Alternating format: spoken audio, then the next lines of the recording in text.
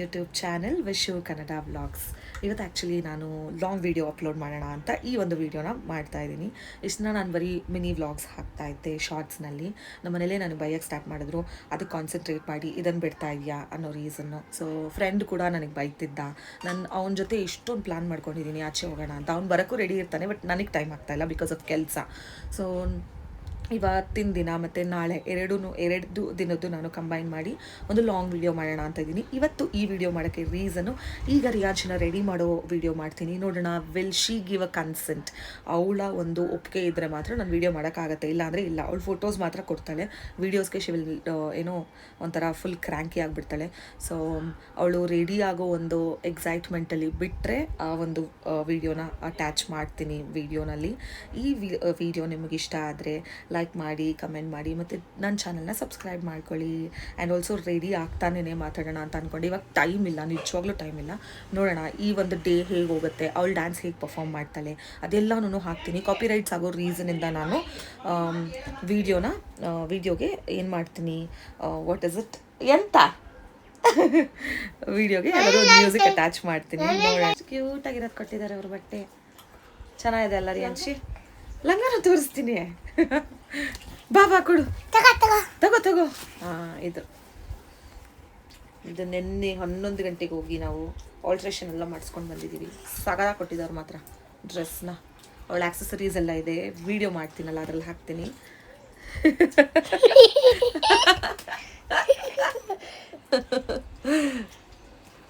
I love you.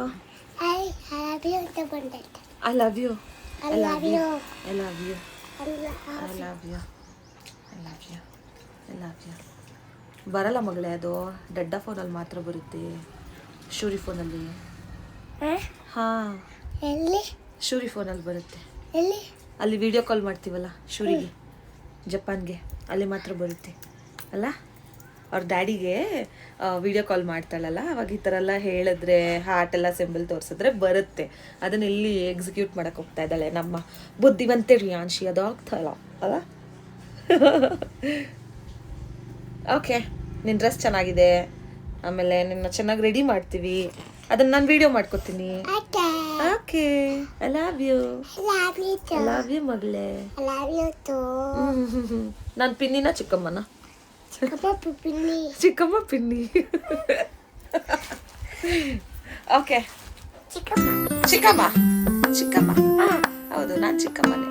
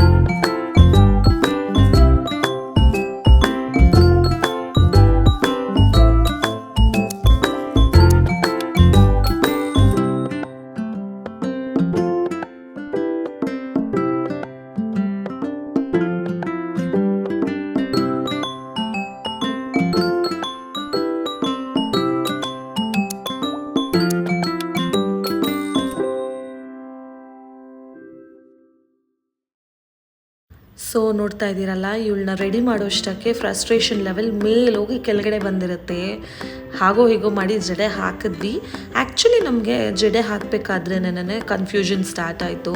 Because ನಾವು ಜಾಸ್ತಿ ಇದನ್ನೇನು ಯೂಸ್ ಮಾಡಲ್ಲ. ಮುಂಚೆ ಹೆಂಗಂದರೆ ಒಂದು ಬಫ್ ಹಾಕೋದು, ಇಲ್ಲಾಂದರೆ ಟ್ವಿಸ್ಟ್ ಮಾಡಿಬಿಡೋದು, ಅಷ್ಟೇ ಒಂದು ನಾರ್ಮಲ್ ಹೇರ್ ಸ್ಟೈಲ್. ಬಟ್ ಇದು ಸ್ವಲ್ಪ ಕನ್ಫ್ಯೂಷನ್ ಆಯಿತು. ಹೇಗೋ ಒಂದು ಅಚ್ಚುಕಟ್ಟಾಗಳನ್ನ ರೆಡಿ ಮಾಡಿ ಆ್ಯನ್ಯುವಲ್ ಡೇ ಫಂಕ್ಷನ್ಗೆ ಕರ್ಕೊಂಡು ಹೋದ್ವಿ. ಈ ಒಂದು ಪರ್ಟಿಕ್ಯುಲರ್ ವ್ಲಾಗ್ನ ನಾನು ಎಡಿಟ್ ಮಾಡಿ 9 ದಿನ ಆಗಿದೆ. ಬಿಕಾಸ್ ಅವಳು ಆ್ಯನ್ಯುವಲ್ ಡೇ ಆಗಿ 10ರಿಂದ 11 ದಿನ ಆಯಿತು ಅಷ್ಟೇ. ನನ್ನ ವಾಯ್ಸ್ ಕೆಟ್ಟೋಗಿತ್ತು ಒಂದು ರೀಸನ್ನು, ಮತ್ತು ನನ್ನ ಕೆಲಸ ಆಫೀಸಲ್ಲಿ ತುಂಬ ಇತ್ತು. ಆ ಒಂದು ರೀಸನಿಂದ ನಾನು ಈ ವ್ಲಾಗ್ನ ಲೇಟಾಗಿ ಅಪ್ಲೋಡ್ ಮಾಡ್ತಾಯಿದ್ದೀನಿ.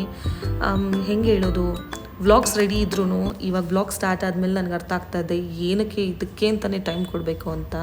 ಸ್ವಲ್ಪ ಅಡ್ಜಸ್ಟ್ ಮಾಡ್ಕೊಳ್ಳಿ. ಬಟ್ ಇಷ್ಟ ಆದರೆ ಲೈಕ್ ಮಾಡಿ. ಮೇಲಿಂದ ಬರ್ತೀಯಾ, ಕೆಳಗಡೆ ಇಳ್ಕೊಂಬ.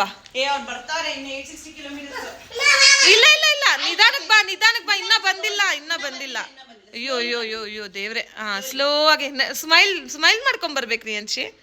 ಅಯ್ಯ ಅಯ್ಯೋ ಅಯ್ಯೋ ಅಯ್ಯೋ ಅಯ್ಯೋ ಅಯ್ಯೋ ಎಂಥ ಮಗಳು. ಬಾ, ಮುಂದೆ ತಿರ್ಗ. ಈಗ ಸಾಕು, ಹಿಂದೆ ಮುಂದೆ ತಿರ್ಗವ ಬಂಗಾರ, ಮುಂದೆ ತಿರ್ಗವ. Wow, dance ಹೆಂಗಮ್ಮ? ಒಂದು ಸ್ಟೆಪ್ ತೋರಿಸು. ನಮ್ಮಮ್ಮ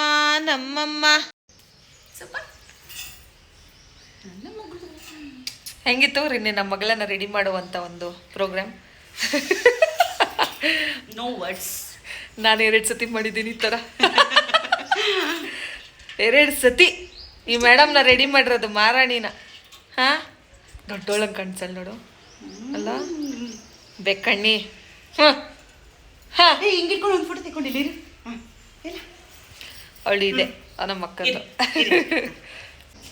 ಇಲ್ಲಿ ಬೋಲೆ ಜಗ್ಲ ಗಂಟಿ.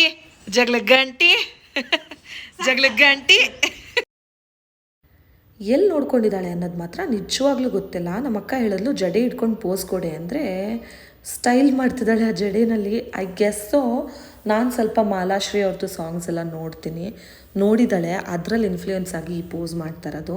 ನಂಗೆ ಅದೇ ನೆನಪಾಯಿತು. ಬಿಕಾಸ್ ನಂಗೆ ಗೊತ್ತು ಅವಳು ಏನು ನೋಡ್ತಾಳೆ, ಏನು ನೋಡಲ್ಲ ಎಲ್ಲ ನಂಗೆ ಚೆನ್ನಾಗಿ ಗೊತ್ತು. ಏನು ಮುದ್ದಾಗಿ ಕಾಣಿಸ್ತಾ ಇದ್ದಾಳೆ, ಅವಳು ಡೀಟೇಲಿಂಗ್ ಎಲ್ಲ. ಈ ವಾಯ್ಸ್ ಅವ್ರು ಕೊಡ್ಬೇಕಾದ್ರೆ ನೋಡ್ತಾ ಇದ್ದೀನಿ ಎಷ್ಟು ಮುದ್ದಾಗಿ ಕಾಣಿಸ್ತಾ ಇದ್ದಾಳೆ ರಿಯಾನ್ಶಿ ಅಂತ. ಇಷ್ಟು ಕ್ಲೋಸಪ್ಪಲ್ಲಿ ನಾನು ಅವತ್ತವಳನ್ನ ನೋಡಿರಲಿಲ್ಲ. ವಾಯ್ಸ್ ಅವ್ರು ಕೊಡ್ಬೇಕಾದ್ರೆ ನೋಡ್ತಾ ಇದ್ದೀನಿ ಆ್ಯಕ್ಚುಲಿ. ಅವಳು ಮೂಗ್ಬಟ್ಟು, ಅವಳು ಬೊಟ್ಟು, ಅವಳು ಹೂವು, ಅವಳಿಗೆ ಹಾಕಿರೋ ಎಲ್ಲ ಆ್ಯಕ್ಸಸರೀಸು ಇಷ್ಟು ಡೀಟೇಲ್ಡಾಗಿ ನಾನು ಅವತ್ತು ನೀಟಾಗಿ ನೋಡಲಿಲ್ಲ. ಹರಿಬರಿ ಇತ್ತಲ್ಲ ಅದರಿಂದ. ಹಾಗೆ ಇನ್ನೊಂದು ರೀಸನು, ಮಕ್ಕಳು ಚೆನ್ನಾಗಿ ಕಾಣಿಸ್ತಿದ್ರೆ ಮನೆಯವರೇ ದೃಷ್ಟಿ ಹಾಕಬಾರ್ದು ಅಂತ ಹೇಳ್ತಾರೆ. ನಾನು ಅದನ್ನು ನಂಬ್ತೀನಿ because of past experience. And also ಅದು ನಿಜಾನೇ. ನಮ್ಮ ಮಕ್ಕಳು ಚೆನ್ನಾಗಿದ್ದಾರೆ ಅನ್ನೋದು ನಮ್ಗೆ ಗೊತ್ತೇ ಇರುತ್ತಲ್ಲ. ಈಗ ನಮ್ಮ ಮನೇಲಿ ವಿದ್ವಾನ್ ಇಸ್ ಅ ಬಿಗ್ ಬಾಯ್. ಅವನ್ನ ನಾನು ನೋಡಲ್ಲ. ಯೂಶ್ವಲಿ ನಾನು ಅವ್ನು ರೆಡಿ ಆದಾಗ ಇಲ್ಲ, ನಾನು ದೃಷ್ಟಿ ಇಟ್ಟು ನೋಡಲ್ಲ. ಹಾಗೆ ನಮ್ಮ ಪ್ರಜ್ಞಾನ್ ಇಸ್ ಹೆಂಗೆ ಹೇಳ್ತಾರೆ, ಕ್ಯೂಟ್ ಲಿಟಲ್ ಬಾಯ್. ಅವನ್ನ ತಿನ್ಬಿಡ್ಬೇಕು ಅಂತ ಅನಿಸುತ್ತೆ. ರಿಯಾನ್ಶಿ ಇಸ್ ಅ ಬೇಬಿ ಗರ್ಲ್, ಚೆನ್ನಾಗಿ ಗೊತ್ತು ನಮಗೆ. ಸೊ ನಾವು ದೃಷ್ಟಿ ಇಟ್ಟು ಮಕ್ಕಳನ್ನ ನೋಡಲ್ಲ. ಅಜ್ಜಿ ಹೇಳೋ ಥರ ತಾಯಿ ಕಣ್ಣು ನಾಯಿ ಕಣ್ಣು ಅಂತ ಮನೆಯವ್ರು ನೋಡಬಾರ್ದು ಅಂತಾರೆ. ನಾನು ಅದನ್ನು ಫಾಲೋ ಮಾಡ್ತೀನಿ. ಈ ವಾಯ್ಸ್ ಓವರ್ ಕೊಡಬೇಕಾದ್ರೆ ನಂಗೆ ಅನ್ನಿಸ್ತಾ ಇದೆ ಇಷ್ಟು ಚೆನ್ನಾಗಿ ಕಾಣಿಸ್ತಿಲ್ಲ ನನ್ನ ಮಗಳು ಅಂತ. ಹಾಗೆ ನನ್ನ 3 ಮಕ್ಕಳನ್ನು ತುಂಬ ಮುದ್ದಾಗಿದ್ದಾರೆ. ಈಗ ನೆಕ್ಸ್ಟ್ ಬರೋ ಬೇಬಿ ಹೀಗೋ ಗೊತ್ತಿಲ್ಲ, ಹೆಲ್ದಿ ಆಗುಟ್ಲಿ ಅನ್ನೋದು ಮಾತ್ರ ಪ್ರೇಯರ್ಸ್ ಇದೆ. ನಾವು ಅವ್ರು ಹೇಳಿದ ವೆನ್ಯೂಗೆ ರೀಚ್ ಆದ್ವಿ. ಆ್ಯಕ್ಚುಲಿ ರೀಚ್ ಆಗಾದಮೇಲೆ ಒಂದು 20 ಮಿನಿಟ್ಸ್ ಅಷ್ಟೇ ಅವಳ ಫ್ರೆಂಡ್ಸ್ ಜೊತೆ ಇದ್ದಿತ್ತು. ಏನಂದರೆ ಅವಳಿಗೆ ಅವರಮ್ಮ ಜಪಾನಿಂದ ಬಂದಾದಮೇಲೆ ಶಿ ಇಸ್ ವೆರಿ ಕಾನ್ಷಿಯಸ್, ಅಮ್ಮ ಬಿಟ್ಟೋಗ್ಬಿಡ್ತಾಳೆ ತಿರ್ಗಾ ಅಂತ ಅಂದ್ಬಿಟ್ಟು. ಬಟ್ ಅವಳಿಗೆ ಬೇಬಿ ಆಗ್ತದೆ, ಅಮ್ಮ ನಮ್ಮ ಜೊತೆನೇ ಇರಬೇಕು ಅನ್ನೋದು ಇನ್ನೂ ಅವಳಿಗೆ ಗೊತ್ತಿಲ್ಲ. ಅದು ಚಿಕ್ಕ ಮಗು ಅಲ್ವಾ, ಗೊತ್ತಾಗಲ್ಲ. ಸೊ ಅವ್ರ ಪ್ರಿನ್ಸಿಪಲ್ ಅವರು ನಮ್ಮ ಅಕ್ಕನ ಮಾತಾಡಿಸ್ತಾ ಇದ್ದಾರೆ, ಕಂಗ್ರ್ಯಾಟ್ಸ್ ಅಂತ, ಬೇಬಿ ಕ್ಯಾರಿಂಗ್ ಇದ್ದಾಳಲ್ಲ ಅಂತ. ಹೇಗೋ ಮಾಡಿ ಮೇಲೆ ಕರ್ಕೊಂಡೋಗಿ ಕೂರಿಸ್ಕೊಳ್ಳೋಣ ಅಂತ ಹೋದ್ವಿ. ಏನು ಮಾಡಿದ್ರು ಅಂದರೆ ಪರ್ಫಾಮೆನ್ಸ್ ಬರೋವರೆಗೂ ಬೇಬಿ ಬರೋಂಗಿಲ್ಲ ಅಂತ ಹೇಳಿದ್ರು. ಸೊ ಆ ರೀಸನಿಂದ ನಮ್ಮ ದೊಡ್ಡಮ್ಮನ ಕೂರಿಸ್ಬಿಟ್ಟು ನಾನು, ನಮ್ಮ ಅಕ್ಕ ಮತ್ತು ರಿಯಾನ್ಶಿ ಕೆಳಗಡೆ ಹೋದ್ವಿ. ನಾನು ಅವಳ ಫ್ರೆಂಡ್ಸ್ ಜೊತೆ ಎಲ್ಲ ಫೋಟೋಸ್ ತೆಕ್ಕೊಂಡೆ.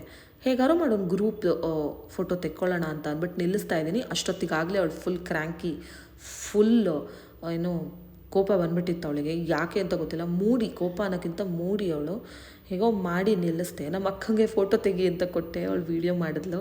ತುಂಬ ಕ್ಯೂಟಾಗಿ ಬಂದಿದೆ. ಮಕ್ಕಳಂದರೆ ನಂಗೆ ಆ್ಯಕ್ಚುಲಿ ತುಂಬ ಇಷ್ಟ. ಹೇಗೋ ನನ್ನ ಆಸೆ ತಕ್ಕಂಗೆ ಎಲ್ಲ ಮಕ್ಕಳ ಜೊತೆಗೂ ನನ್ನ ಫೋಟೋ ವೀಡಿಯೋಸ್ ಎಲ್ಲ ಬಂದಿದೆ. ತುಂಬ ಖುಷಿಯಾಯಿತು. ಈ ಒಂದು ವ್ಲಾಗಲ್ಲಿ ಪೂರಾ ಡ್ಯಾನ್ಸ್ ಪರ್ಫಾಮೆನ್ಸ್ದು ನಾನು ಹಾಕಿಲ್ಲ, ಬಿಕಾಸ್ ತುಂಬ ಲಾಂಗ್ ಆಗ್ತಿದೆ ವೀಡಿಯೋ ಅಂತ.